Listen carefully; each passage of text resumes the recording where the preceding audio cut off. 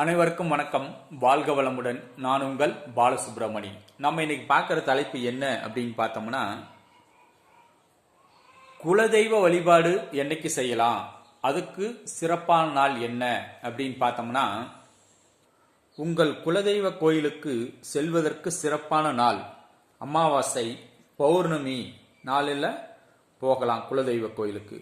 அதே மாதிரி உங்களுடைய ஜென்ம நட்சத்திரம், நீங்க எந்த நட்சத்திரத்துல பிறந்தீங்களோ அது என்ன கிழமையா இருந்தாலும் சரி, அந்த நட்சத்திரம் வர்ற அன்னைக்கு உங்க குலதெய்வ கோயில்ல போய் 2 தீபம் ஏத்திட்டு சாமிக்கு பூ வாங்கி கொடுத்துட்டு, முடிஞ்சா தேங்காய் வாழை உடையுங்க, இல்லைன்னா விளக்கு போட்டு பூ வாங்கி கொடுத்துட்டு உன்னுடைய குலதெய்வத்தை, உனது முன்னோர்களை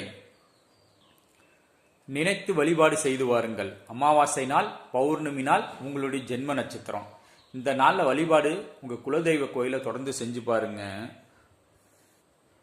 மிக சிறப்பான பலன்கள்லாம் நடக்கும். நீங்கள் உங்களுக்கு என்ன எதிர்பார்க்குறீங்களோ அதை விட மிகச்சிறந்த நற்பலன்களாக நடக்கும். இது செய்து வாருங்கள். வளமாக வாழுங்கள். வாழ்க வளமுடன். நன்றி, வணக்கம்.